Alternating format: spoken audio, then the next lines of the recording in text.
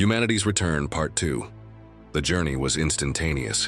One moment, the swirling nebula of the Terran system filled the view screen.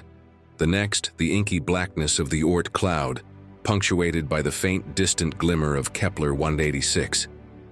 Before them tumbled the silent vessel. It was a relic, its hull scarred by micrometeoroids, its design laughably primitive compared to the sleek, organic lines of the Star Skipper. No power signatures, no life signs, Chris reported, his brow furrowed in concentration. But the hull composition, it's pre-imperial. By a long shot, Hades gave the order. Docking procedures. Noha, you're with me. Chris, you too. Cricket, stay with the ship and keep the lines of communication open.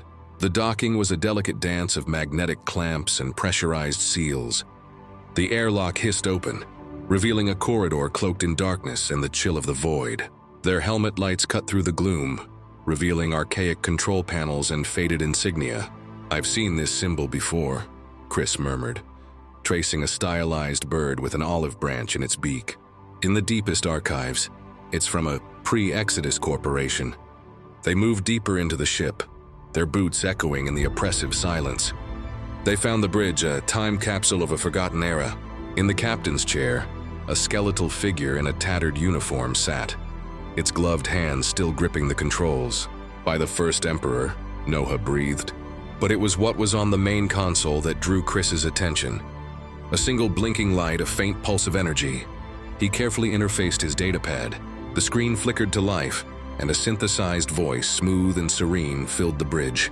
Greetings, I am Lex, the onboard AI of the United Terra Exploration Vessel Discovery. My apologies for the delayed response. The bridge crew of the Star Skipper stood frozen. Discovery. The name was a legend, a ghost story told to young cadets. A ship that had vanished a mere 50 years after the colonization of Terra Prime. Lex, Chris said, his voice trembling slightly. What was your mission? To explore uncharted systems. We were charting a previously unknown stellar nursery when we encountered a gravimetric anomaly. Our engines failed and we were displaced. Displaced where? Hades demanded. To a region of space far from our intended course, Lex replied. I have the star maps. Would you like to see them? The star chart that bloomed to life on the Star Skipper's main view screen was not of the alien, exotic systems they were accustomed to. It was a simple, elegant system, a single vibrant yellow star, 9 planets in stable orbit, Sol 1, Lex identified, as designated by the initial survey.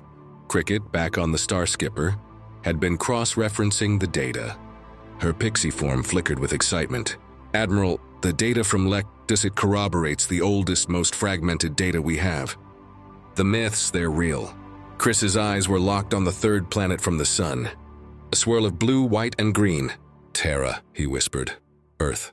The return journey was a blur of frantic calculations and existential shock.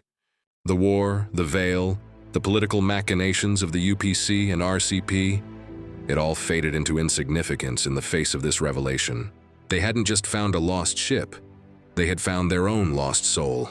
As the Star Skipper folded space one last time, the Sol system materialized before them. It was exactly as the ancient records, the myths, had described. A blue marble hanging in the void. Approaching Earth, Odin announced, his voice thick with an emotion Hades had never heard from him before. Then, the cacophony began. A flood of primitive radio waves, a babble of languages both familiar and alien to their universal translator.